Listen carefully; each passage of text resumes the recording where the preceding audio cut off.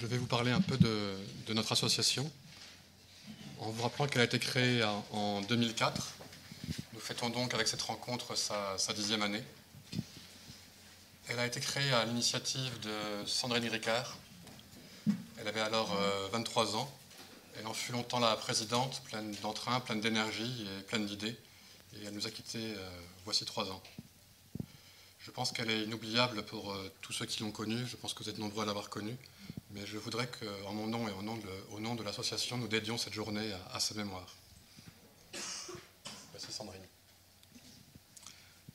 Alors Sandrine, alors qu'elle avait seulement 23 ans, a réuni autour d'elle un petit groupe de malades, assez jeunes, tous jeunes à l'époque. J'étais le plus âgé, j'avais 37 ans. Il y avait Rodica Simon, celle qui s'est chargée du repas à midi. Il y avait Valérie Briolet qui est dans la salle, je ne vois plus au fond. Et nous nous rencontrions assez fréquemment à Saint-Louis lors des, hélas, trop nombreuses consultations, transfusions, hospitalisations. Et on échangeait nos histoires, nos vicissitudes, nos expériences, nos savoirs. Et l'idée simple nous est venue de l'étendre aux patients que nous ne connaissions pas. En créant l'association, nous l'avons développée dans 3 directions, sur 3 axes principaux d'égale importance. Le tout premier, c'était l'information aux malades. Nous avons commencé à rédiger quelques petites plaquettes avec les moyens du bord, généralement des textes rédigés par Sandrine pour l'HPN et par moi pour l'aplasie, diffusés au moyen de photocopies, brochés avec des agrafes, enfin vraiment les moyens du bord. Et nous avons continué dans cette direction. Nous avons des documents maintenant plus conséquents, plus professionnels. Vous avez pu les voir à l'entrée, on a dû vous en distribuer, vous en avez peut-être reçu par la poste. Donc nous avons continué en faisant des plaquettes, des triptyques sur l'HPN, sur l'aplasie, l'aplasie en 15 questions, l'HPN en 15 questions, etc. Et nous continuons dans cette direction.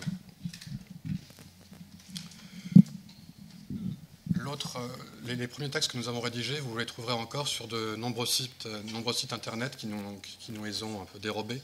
Alors, ils sont maintenant datés et il serait temps de les remplacer, ce à quoi nous allons veiller. J'en profite pour dire que grâce à ces premières activités, la notice sur Orphanet concernant l'HPN et l'aplasie ont été parmi les premières publiées.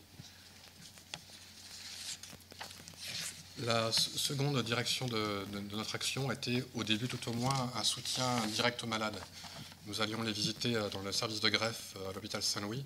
Nous avons dû abandonner cette activité qui est poursuivie par nos amis d'EGMOS, dont Gilbert est dans la salle, qui poursuivent ces visites aux malades dans les chambres à flux laminaire à l'hôpital Saint-Louis.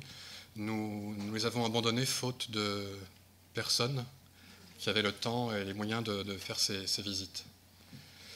Ce soutien, nous le continuons comme nous pouvons, souvent au téléphone. C'est très souvent Muriel qui répond à des appels. Je réponds moi-même 4 ou 5 fois par an à des appels de gens parmi vous. Et nous avons développé aussi à cette fin très rapidement un forum de discussion. Certains d'entre vous ont sans doute été les utilisateurs. Il est devenu assez obsolète. Il est même bloqué depuis quelques temps.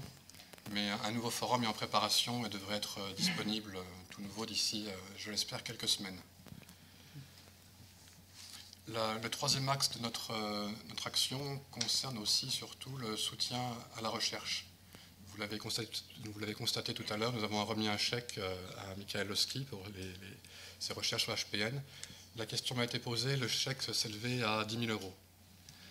Nous versons à peu près 10 000 € chaque année, parfois 2 fois par an, 20 000 €.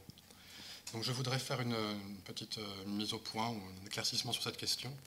Les chèques que nous remettons à la recherche proviennent intégralement des cotisations des membres et des dons qui nous sont faits.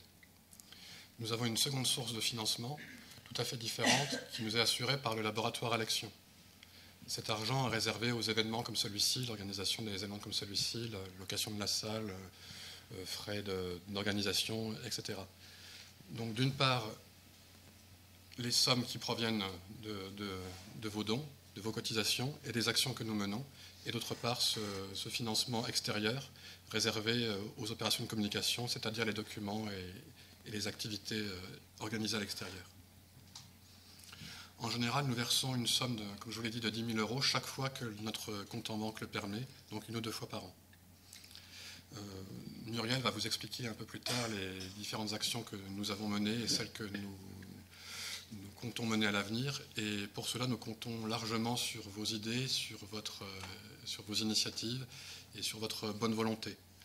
Ça fait 10 ans, comme je vous l'ai dit, que je participe à cette association, ainsi que Valérie et Rodica.